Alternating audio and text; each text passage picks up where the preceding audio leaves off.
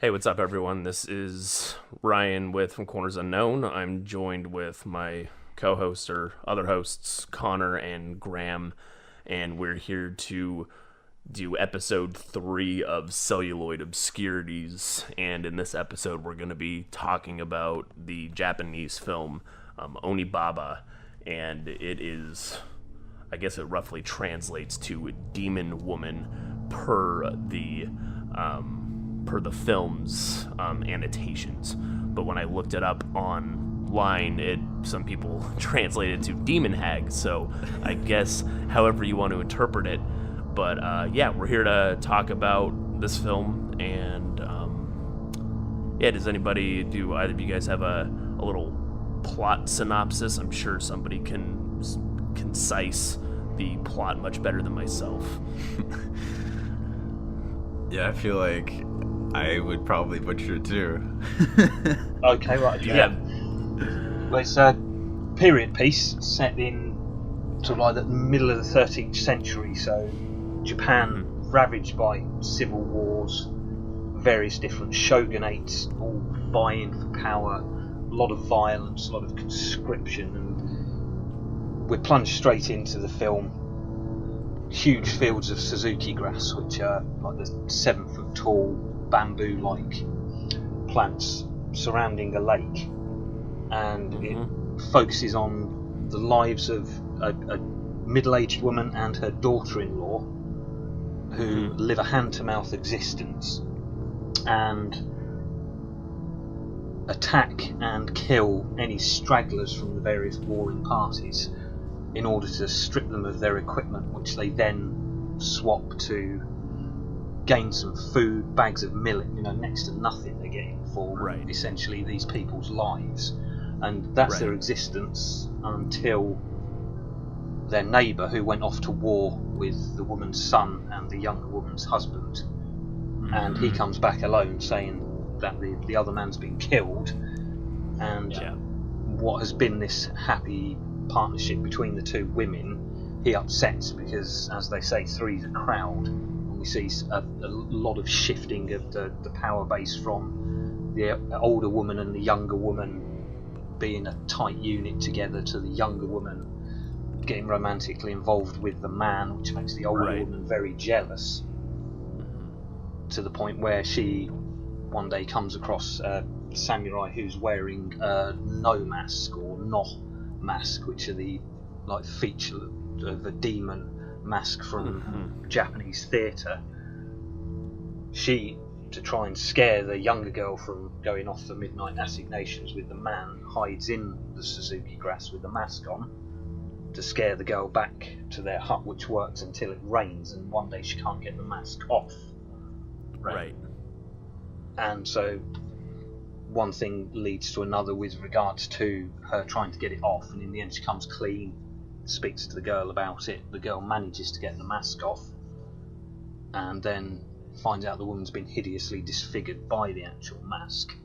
And that kind of brings the film round to the ending. Yeah, that's exactly right, and I think you explained that much more succinctly and compactly than I ever could. You threw in some historical facts in there too. That would have. That was excellent. I appreciate that, and I guess we should have said spoilers before, because you basically you just gave the whole synopsis front to back, so in what, a minute and a half. So, apologies for anybody that... I guess there's really not too much to spoil in this film, per se. You, Graham, you suggested this film for all three of us to discuss. How did you learn of this film initially? How'd you come across it, and, what really spoke to you about it or compelled you to want to talk about it? Well, I discovered this film when I was at the music college, so we're looking at sort of 20 years ago now, which in this country was when we started getting a lot of really good Japanese films released. There was a real upsurge in the interest in world cinema and Japanese cinema, but at the time it was only the cream of the crop that made it to this country. So I got really interested in Japanese cinema around that time, and then I saw this one day, and then what actually drew me to it was the cover, the picture of the woman wearing this demon mask, and I must have seen it, maybe 24 times over the past 20 odd years. So. Oh wow. Okay. And wow. Yeah, I decided to go for this one because not only do we have quite an unusual combination of natural sounds, soundtrack, it also some incredible different types of lighting and scene setting, which I thought Connor may be able to cast a bit more of a revealing light on, because a lot of these scenes now, I've often wondered how he's managed to get the lighting so good. So I thought not only can we talk soundtrack, but Connor, with his technical expertise, can probably reveal a bit about exactly how the film was made. Directed by Kaneto Shindo, quite a famous Japanese director with a huge canon of work, and with the soundtrack by Hikaru Hayashi, who, whilst has done some film soundtracks, as I'd say is unfortunately was, because he's now died, one of the leading experts on Japanese opera, with over 30 books to his name, 50, 60 different compositional pieces, and I thought it'd be nice if we could get teeth into this from both of those angles. Right, yeah. No, definitely. And I guess we should just say rest in peace to both of those individuals as well. They actually, when I guess it's not that interesting, but when I was looking up some of their backgrounds, like they both died like within a few months of each other, and the director, Mr. Shindo, he lived to be 100, and I was like, god damn, he lived a long life, and he seemed to have produced an incredible number of films and written an incredible number of scripts. It seems like there's going to be a lot of backlog to work through based on how excellent this film is.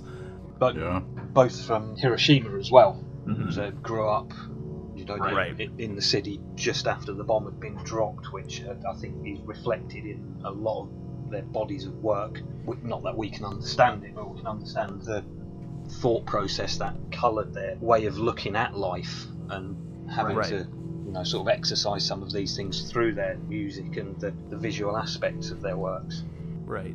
So how would we characterize this kind of film? It's kind of it's a strange movie like this. So when I first watched this, I thought it was going to be like a straight horror movie, and like as it went on, it really didn't feel like much of a horror movie till maybe like the last 10-15 minutes or so. Like, how would you characterize this film if you were to try and like put a descriptor on it? Like, would you call it like a drama or I guess as you described it, like a period piece? Okay. Yeah, and it's also based on a Buddhist legend as well, so it's got a lot of the folklore, but essentially I think it's an historical drama. Okay. Which cleverly slides off into the supernatural, and as you say, the very end portion of the film becomes a bit more of a horror film. Yeah, it kind of sneaks up on you, like you really don't. At least I wasn't expecting it. It took a really harrowing turn, which was, I don't know. I thought it was kind of a nice way to kind of end the film. Like, it kind of subverted my, like, I really wasn't sure where the film was going. But by the end of it, I was just kind of, it was a pretty, I found it to be quite a compelling close. I just like, here's some disturbing little touches for you to think about. Right. Should we dig in specifically to some of the scenes, or should we talk about some of the, I guess if we wanted to talk about lighting or get some illumination on that from Connor, we could kind of discuss that as it comes up, or do we want to touch on that right away? Because that was something, the lighting, this will sound a little like naive of me, but like on first passing, I didn't really think too much about it, but when I rewatched the film just before we talked about this, I really did notice how superb the lighting is, especially like in the nighttime scenes. All the nighttime stuff. Yeah, like the way all the characters are like so well illuminated, and like the grass is just kind of like a black ocean, kind of surrounding them, and like it kind of just makes it feel so, I don't know if claustrophobic is the right word, but it just feels so isolated. Like you just feel so. I feel like that's the whole theme of the film in a way, being claustrophobic because of like where they shot. Mm-hmm. Just the grass always surrounding them, like 6 feet high.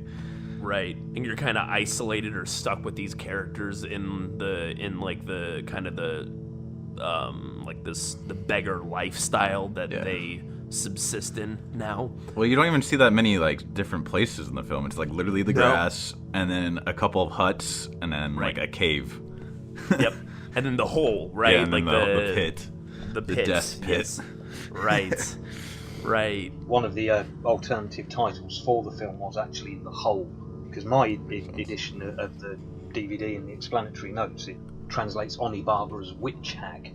So, we've got 3 or 4 different sort of titles, subjective titles for the film as well. So, yeah, that makes it interesting. I didn't realize there was another one. Yeah, witch hag, demon hag, and then what was the one I said originally? Demon woman. Like that one sounds the most, like it just sounds kind of more like generic in that way. Yeah, it's like just demon woman. It's like, okay, but I don't know. Demon hag has a bit more of, it kind of has a grit to it. I'm kind of like, I don't know. Yeah, I think it speaks more to the film. yeah. It kind of describes the character. But I guess yeah. Let's go into some of the lighting stuff, or some of the, some of the nighttime scenes. I just loved like all the different shots with just the grass.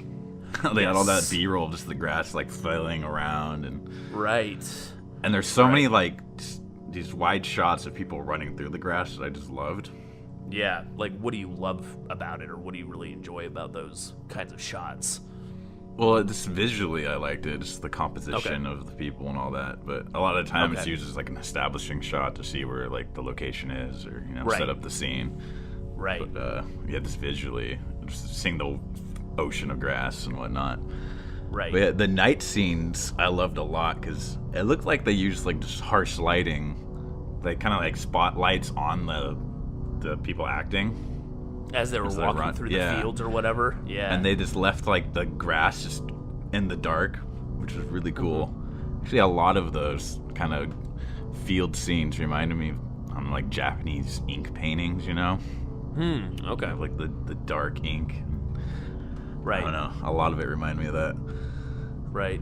Some of the scenes inside the hut I was reading as well. They actually erected a huge black barrier to block out the sunlight to cast the set in shadow, even though they were filming in the daylight, which makes sense.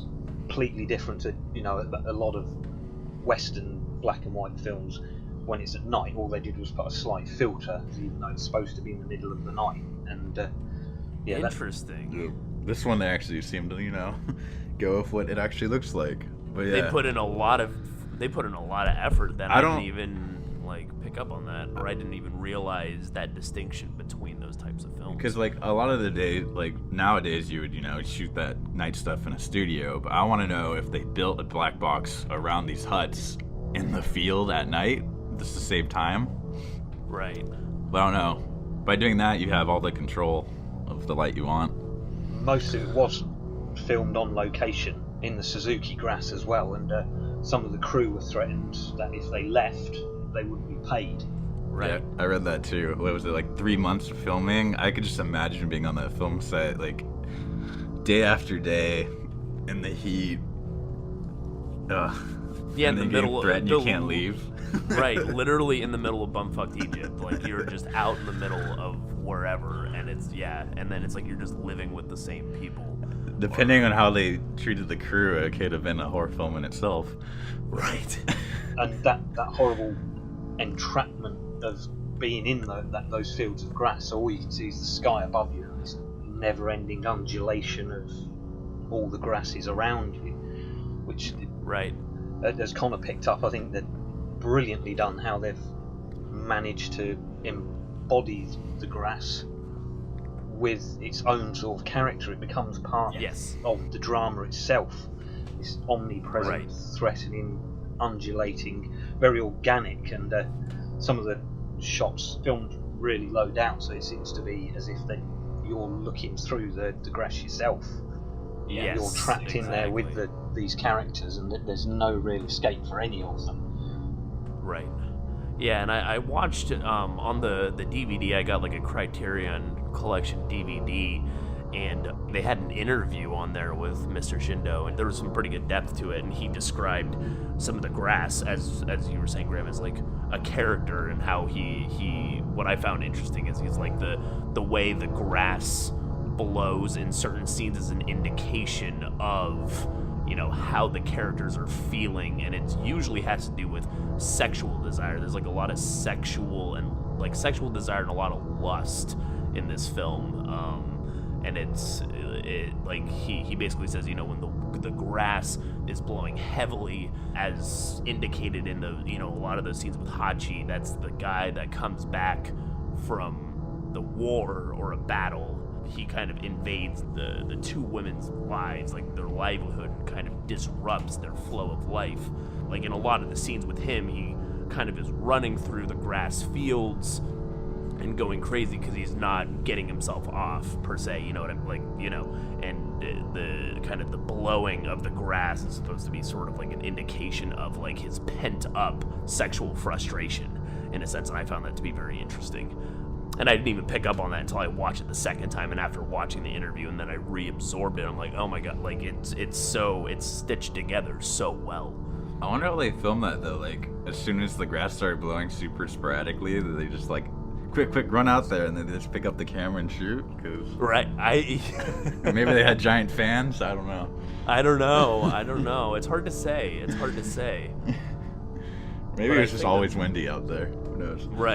Right, yeah, they probably maybe had like a camera sitting on a couple specific spots, and maybe like they just capture different gusts of wind and then just kind of stitch them together. It's hard to say. Yeah. I'm not really sure how they pulled that off, but that was an interesting touch, and it became more apparent on second viewing and after, you know, listening to the interview with the director to see how that kind of plays out. And what I like too is in a lot of the scenes, and I guess to get a bit into the score, just because that's kind of what our hope to focus is on a little bit more than just the film itself. But I really liked at least the first night. So there's the guy comes back from the war, and the older woman is skeptical of Hachi's. The husband was killed by a group of farmers, and she's skeptical of his excuse, or his, you know, what he said happened, and she does not like him, and he invites the younger woman over to his place, over to his hut, because he wants a woman, because he needs to satisfy his sexual desires.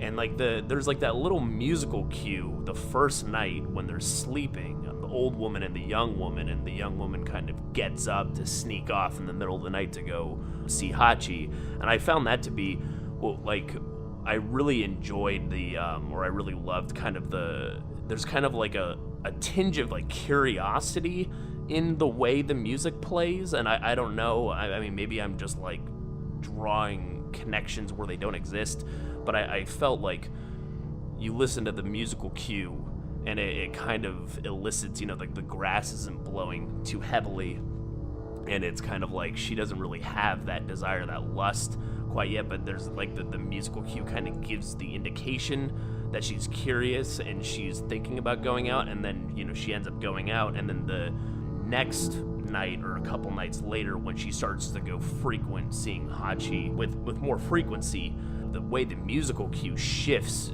in my opinion, or at least in my view, it seems like it kind of turns into something a little more mischievous, if that makes sense. Like, you know, like it kind of has this little edge of like, oh, like I may get in trouble. Maybe not like horror movie, but it kind of gives you like this, she knows what she's doing is going against what the older woman wants, but she's doing it anyway because, you know, she wants to satisfy her lust as well, or she kind of wants to just have a relationship. I don't know if you guys picked up on that, but that was what I kind of gleaned on my second viewing. You hit the nail on the head, as you say, 'cause it's quite a Spartan score in itself. A lot of time is given over to the more natural sounds.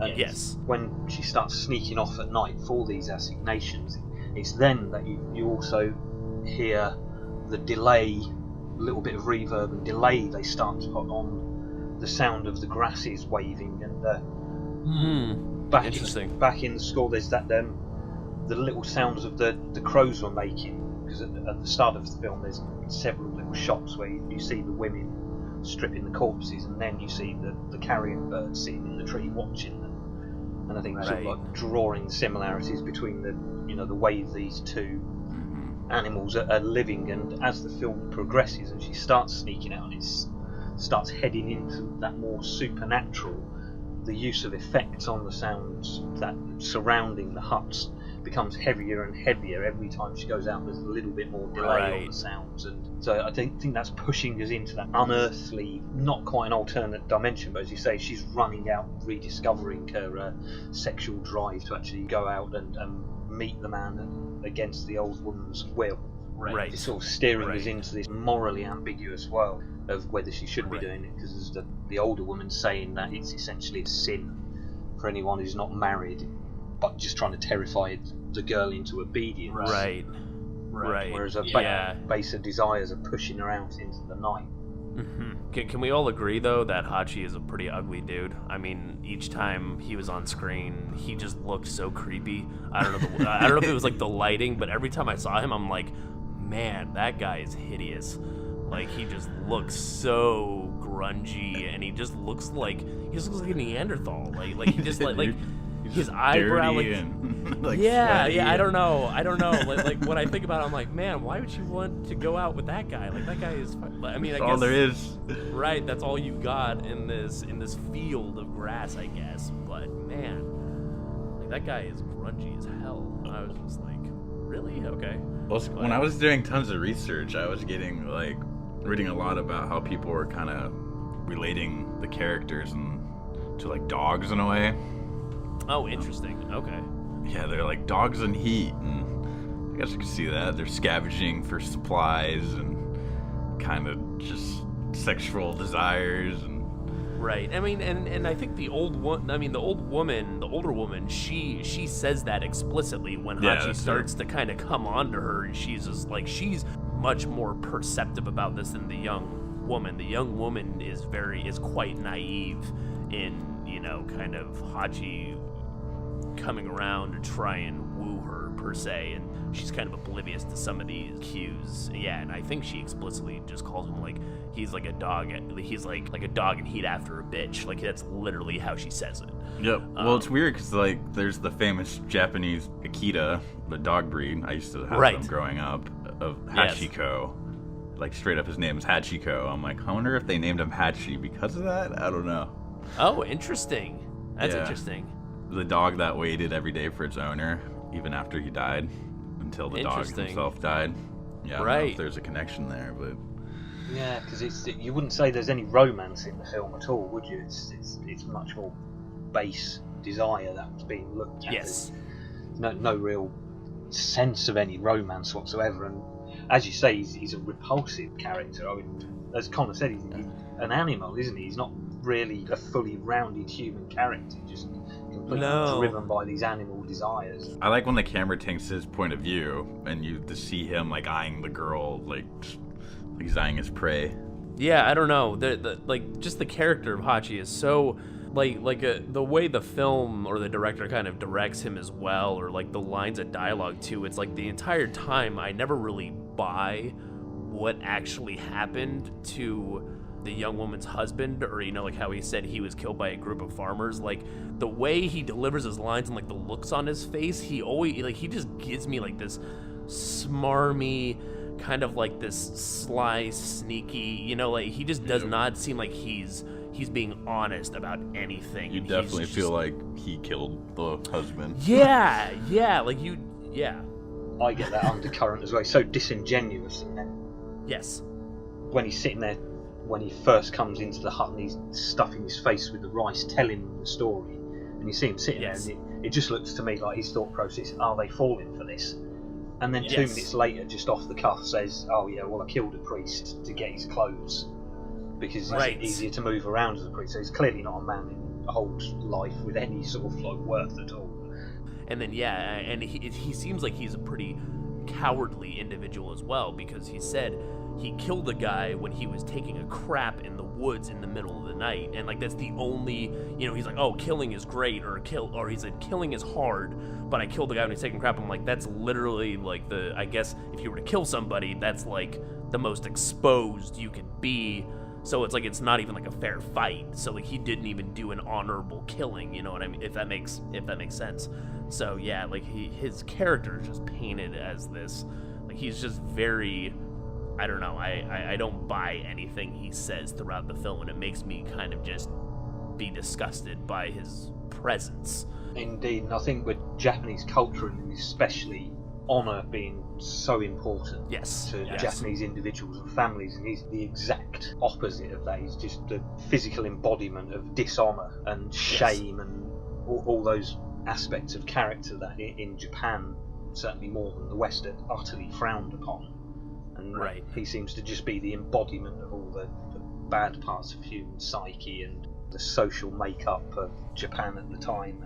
And I think by the near the end of the film, like the last 5-10 minutes, I think it kind of comes full circle for him. At least when I rewatched this, I kind of got the impression that the way he dies, he's kind of killed. He's kind of killed with his pants down in a sense too, right? Near the end of the film, when there's this straggler samurai, and his face is all, it looks like it's infested with disease, or like he's been starving or malnourished, and he ends up going into Hachi's hut when Hachi is out with the young woman in the field, and Hachi walks in on him eating his food, and then just all of a sudden the samurai just stabs him and runs away, just kind of like a cow. Like he's just kind of like, oh, I'm not gonna even talk to this person, just try and just murder him, run away. And it kind of almost feels like that is almost like what he deserves, almost, or like he kind of dies I don't know, but I kind of got that vibe. I was kind of like, oh, like it came full circle for him, like he died by the way he may have killed the husband or whatever. I don't know what actually happened. You don't really get that much indication. It's all speculation. But I think I think you're spot on there. Essentially, he's live like a pig and then die like one, because he's stuck through with the spear, isn't he? And like I say, there's a certain poetic justice in that, because if the roles were reversed, that's exactly how he would have reacted. It's just that the diseased samurai's a bit quicker on the draw, isn't he? And, exactly. Yeah, by the time he's dead, it's just like he kind of dies, and I mean, I honestly felt nothing. I was just like, oh, there he goes. Like that's it. Like I didn't even like feel bad. I was just like, oh, he kind of deserved that. Yep. So in my notes, it was just like, oh, Hachi's dead. Like, there was nothing more than that. Oh well. Like he gets. Yep. I think you touch on an important undercurrent of the film with your description of the samurai, and that he is a diseased samurai. And I think some of this is reflective of the director growing up in Hiroshima, and obviously the hideous burns that the survivors carried. Right. I've always wondered with the mask and how that disfigures people, whether that's an embodiment of that. I think there's a definite undercurrent there of the aftermath of Hiroshima and the hideous wounds and scars that people were carrying. Because you see it again with the samurai when the mask does come off. The masks come from the No Theatre or Noh Theatre, N-O. I'm not quite sure how it's pronounced, but I was reading a bit about that doing the research for the film. And these characters who wore the masks on stage were always silent. And it was very nuanced, very subtle, but the angle that the masks are held at and how they're lit depicts the characters' emotions at that time. And after reading that and watching the film again, it comes through. I'd never really picked up on it before. Interesting. Some of the samurai, obviously, at the time did wear these type of masks as sort of like fear factor, and he does look terrifying. Yeah, he does, especially with the lighting, like in the black and white setting, when it's almost like his whole body is kind of cloaked in darkness, and just the mask is. Yeah, that tripped me out. That whole. I guess if we want to talk about that scene more specifically, because that's a pretty crucial scene. I thought it was an interesting illumination of the old woman's character too, where she kind of, she had like a really depressing line where she was just like, I've never seen anything beautiful since like the first couple days since I was born. Like she's just like not, and she just feels like she's so, like it just kind of. it's like such a depressing line, and I don't know, it kind of makes me feel for her a little bit in that.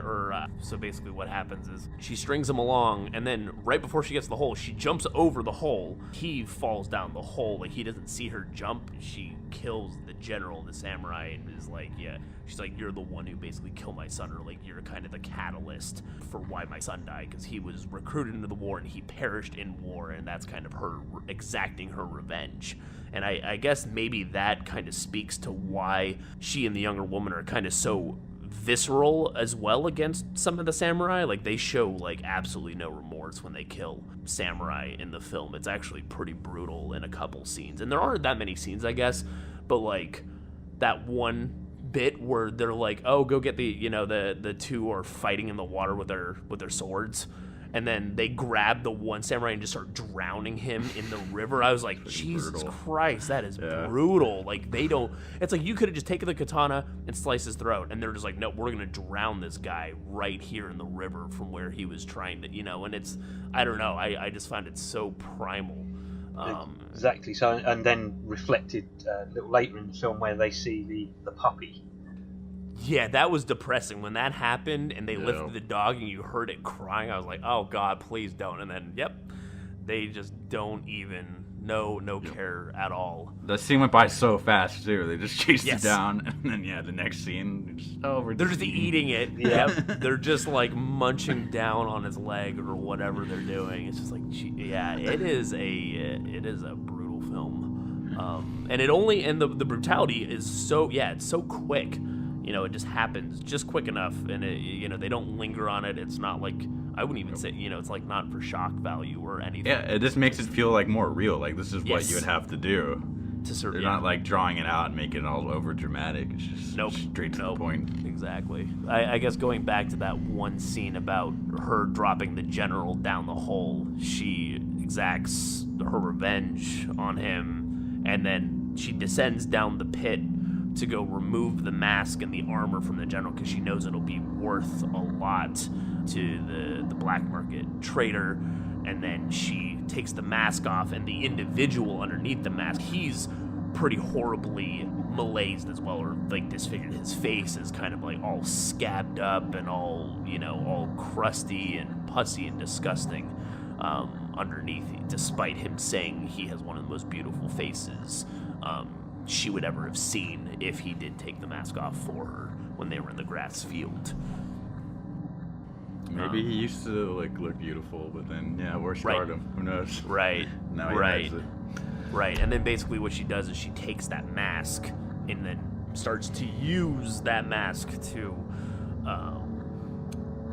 scare the younger woman away from Hachi. Right. So she starts using the mask as kind of starts playing demon in the middle of the field, and I think those are some of the really superb shots in the film as those well. Those are definitely my favorites. Yeah, when she kind of just emerges, like she just kind of stands up or kind of comes out of the black, and it almost demonic phantom creeping from the darkness. Yeah, and the way in one of the scenes where it looks like she's almost just like floating, like you don't even hear footsteps. It's like she's just kind of gliding through the through the grass. It's super chilling. Yeah, and they're done actually with a fairly rudimentary cross with the mask and clothes on. It's not even the actress in it at that point. Oh, are you serious? Yeah, when it comes moving through the grass. Yeah, like a scarecrow essentially, obviously on some sort of track or something coming through all the waving grass. But that makes so much more sense than I was like, okay. And again, it gives that little sense of the supernatural has come into play now, doesn't it? As you say, it's a completely inhuman way of moving. I think for a moment, hang on, is that the woman? Right. Just with the arms out, and again, the lighting for that bit is incredible. The whole scene, the composition of that scene, I think is one of the best in an awful lot of these films, not just this particular film. Right.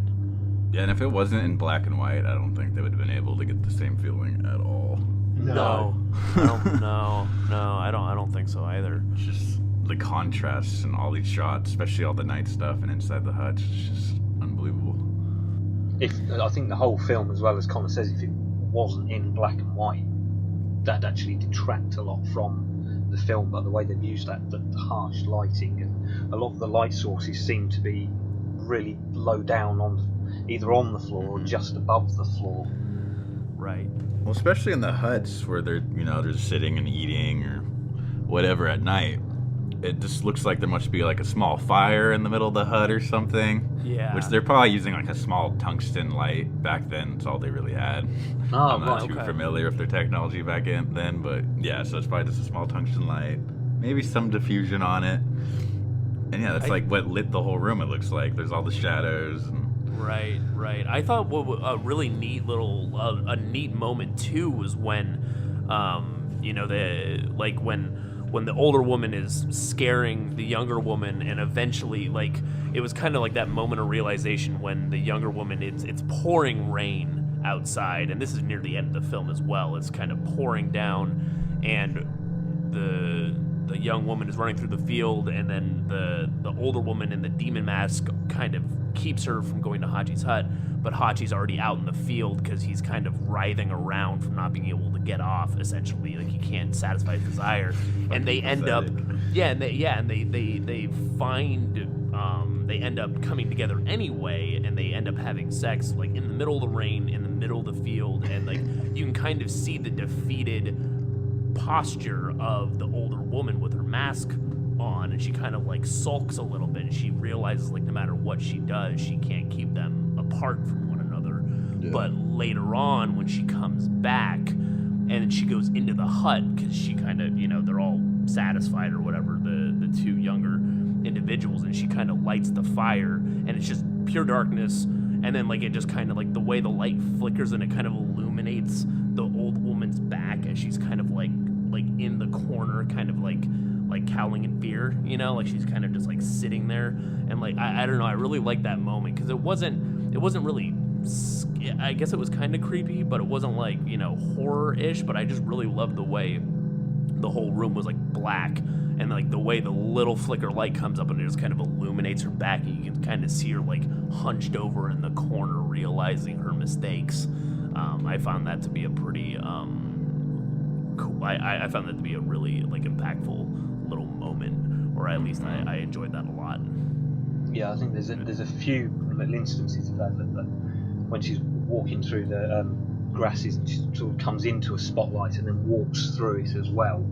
So just for a moment she's illuminated, but as you say at the end, when she's actually realises that not only has she lost everything, I think she realises she's actually inadvertently helped push the girl away from her by her sort of reactions to the scenario that she finds herself in, and too late realises that it didn't, I don't think, have to have been that way. The three of them could have carried on if she'd just acquiesced to the younger woman. Exactly, yeah, and she ended up pushing the younger woman away further. And then what I found really harrowing about like that last scene too is, and kind of like to illuminate Connor's point as well, like when she was trying to get the mask off and she couldn't get it off, and she was kind of wailing and crying, almost kind of like she almost sounded like a wounded animal, like she was like trying to survive, and like it's almost like the younger woman was like almost beating her to death to get the mask off,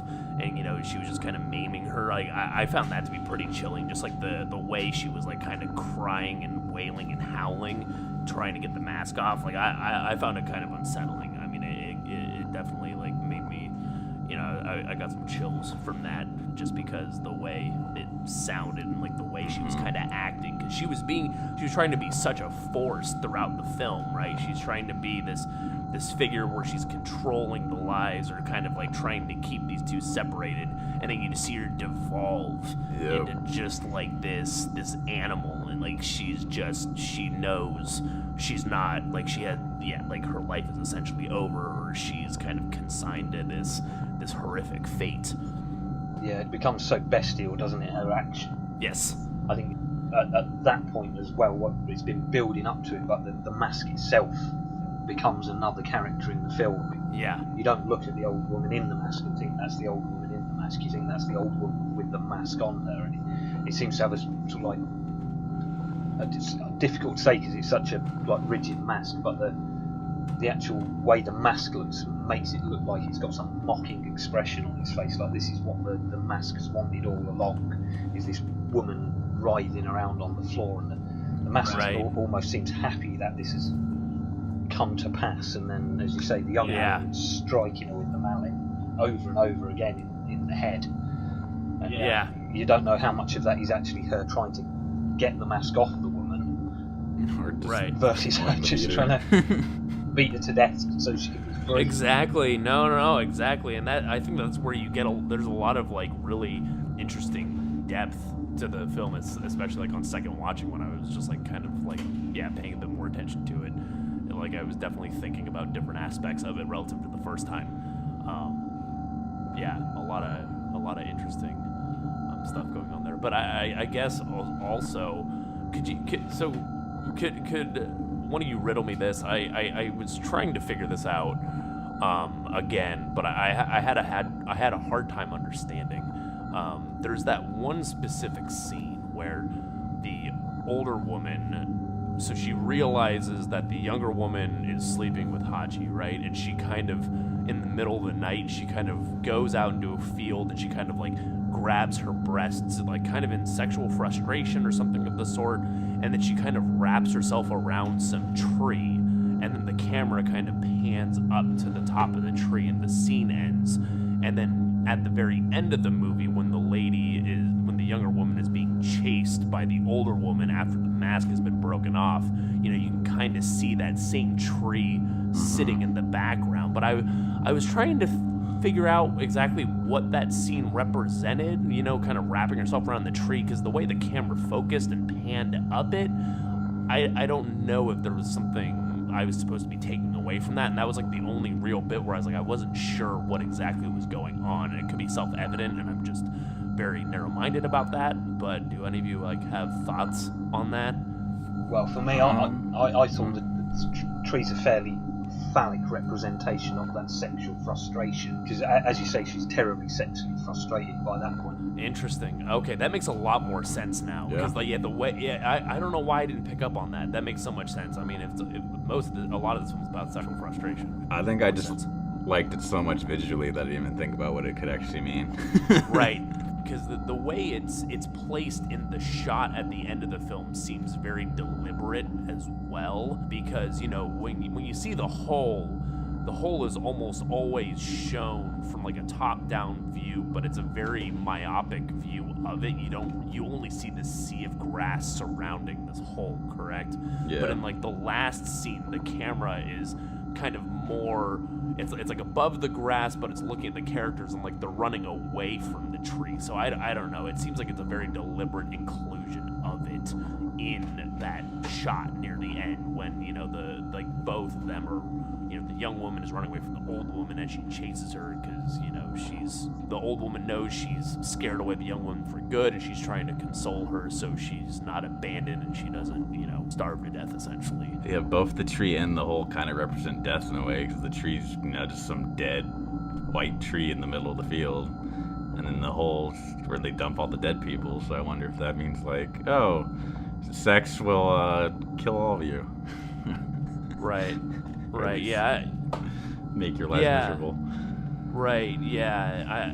It's that's a good point. I think that's an interesting bit though, kind of drawing that comparison, like kind of like the phallic representations and how they're kind of close to one another. But you never really, what I found interesting about this movie too, or found interesting about that scene as well, is you get establishing shots, right? But you never really know how far things are away from each other in this movie either. And then when you see that the tree and the hole are so close together, it kind of, you're like, I don't know, like it kind of makes the world feel even smaller in a way. Claustrophobic. Yeah, because like when you're watching the movie, it seems like when the young woman is running from her hut to Hachi's hut, it seems like she's going a really long distance. That's what it appears to be, but you never really get a sense of actual space. It's kind of like it's all kind of mucked up or kind of like mystified by just the sea of grass. Like, you really have no perception of how far these people are living away from each other. Yeah, and so, but yeah, sort of imprisons them in that tiny little world, doesn't it? Like you say, the grasses, and it distorts all perspective of distance. I think that there's that one shot where they're sitting by the lake, and you can see the samurai on the horses just before they fall into the water. That's about as far as you ever see in the film. It's just across the lake. Exactly. And even that is hard to work out the perspective, because you've been so hemmed in by the grass for all of the preceding scenes and all of the scenes that follow it. It's really difficult to get any sort of sense of direction, perspective, distance. Right. And that keeps you locked in the lives of these three people, doesn't it? I found as well a couple of times where you see the seas of the grass, and it cleverly slips into a sort of slow motion of the grass is waving and then speeds up again. And it wasn't until I'd seen the film a few times that I even noticed that. Oh, interesting. Yeah, I didn't even notice that. And there's one shot as well where it's the first time the girl goes out to go after her love. Well, not her lover's hut, but Hachi's hut. Hachi, yeah, right. And there's absolutely no sound, even though the grasses are moving. The rest of the film. That's true. Yeah, that's a good point. Never-ending sound of the grasses moving. Just that one. And that seems to be a pivotal point in the film. It's not done accidentally, I don't think, but it stops everything, doesn't it? And I think she's got her toes on that point where if she steps over that point, there's no way back. Right. And so they've cut all the sound to just make you focus on that one pivotal action, because she either goes and that's it. Her relationship with the woman's changed, or she comes back to the woman. Right. Well, maybe we can also touch a bit on just generally the use of ambience in this film, like so kind of like some of the, we talk I guess on the second episode, like Eyes Without a Face per se, like those were like, there were songs that were kind of sprinkled in, they were theme specific in a way, but in this film there's so much reliance on just like natural sound, just kind of like night crawlers kind of making noises, and the blowing of grass, and like it kind of, I found it just interesting how they like that kind of becomes its own soundtrack, as opposed, because you get so few moments of actual like composition, or because like they have some drumming and like kind of like some old style sounding drumming. I don't know if that's like in the same era of like the like Japanese culture, like that kind of style is. I can't say that for certain. Graham, you could maybe illuminate that, but yeah, like the whole presence of nature. I think that plays a huge role throughout this film, and it kind of keeps you immersed. That's it. It grounds you in it, but you're right in that it is traditional Japanese drumming. Okay, I knew you would know that better than myself. I wish I knew. I'm like, oh, that sounds like that could be something. Like, I mean, it would make sense, but I could not validate that point because I just don't know enough about that, that era of music, or what music was played in that era. It still goes on today. There's a couple of Japanese drumming, say groups, but it's a way of life. It's almost a monastic way of life. Okay. Where I've actually set up audio for like one of those groups. Really? Yeah. It's like an older group of Japanese women that played the drums. Was it kind of in that vein, or was it kind of like in that style of what's displayed in the film, or what's played in the film? Yeah. Oh, interesting. In the context of the film, going back to your point, Ryan, I think there's a couple of very, very subtle uses of any stringed instrument. Other than that, it's all the percussive, giving the bass, but then all of the natural sounds built on top of it. And as you say, that never-ending sound of the winds in the grass and the cicadas, and bringing in the sounds of the birds cawing into the bits where she's pelting through the grass at night, running through, and as I say, putting those effects on it. is very much a holistic approach, I think, to it. You know, he's trying to encapsulate that whole world they live in, both visually and using all the audio aspects, and then occasionally just bringing the drums in as sort of like punctuation, as it were, but not definitely. You know, no use of strings or wind instruments, letting nature speak for itself. Right. What I also liked too was some of the contrast, like the very stark contrast between the you know, kind of the character, because I would say like the field of grass is essentially a character in this film. Like, it is an essential component of this film, and I found at least in some of the earlier scenes, like when the samurai are kind of riding their horses through the fields of grass, kind of like the contrast and like the peacefulness and the serenity, and then like when the samurai are coming in and fighting, you just get like the really cacophonous clopping of the horses and like the clanging and stuff. You know, like it's such an interesting contrast just to kind of hear like humans invading nature, you know, and then like kind of like how peaceful and like indifferent everything is out, like, you know, just that different like change in sound and perspective. I thought that was a really effective and interesting use of ambience with just like natural sounds. I guess ambience and natural sounds are kind of the same, but you know what I mean, like human sounds versus just like the sound of just nature. Yeah, like Mother Nature just doing its thing. The other really good example of that is the scene we touched on earlier, where he's got the fish and he's walking through the lake, and the younger woman's sitting there beating the washing. Yes. And that's a really harsh, very measured sound, isn't it? Yes. Giving a time signature. Right. Again, that's a very conscious decision on the director's part, and it blurs the lines between where the film ends and the score begins as well, I think. And very cleverly done. One of the beautiful little, and it's not an integral part of the film per se, but it's such a visual reminder, I think, where you see, when say earlier, you see the women stripping the samurai, and it cuts to the crows, these, you know, birds that live on the dead, and you see them several times throughout the film. The only time you see any other bird than those is the bit where the girl seems truly happy for a second, when her and her lover, they're just running around naked, and you get that beautiful shot of the white ibises taking off from the lake. Oh, right, yeah, I forgot about that. Yeah, that was a great scene. That one little use, but again, monochromatic in palette. You know, you go from these black, generally considered to be evil birds that live off the dead, and then you get these beautiful, graceful birds taking off, and it seems to me like that's the one little bit of happiness you ever see in the film. She's utterly free, completely naked, running around, and the birds epitomise that, and then directly after that he's sucker punched you because you're straight back in to this dark world that they're never going to escape, but you only ever see those two types of bird.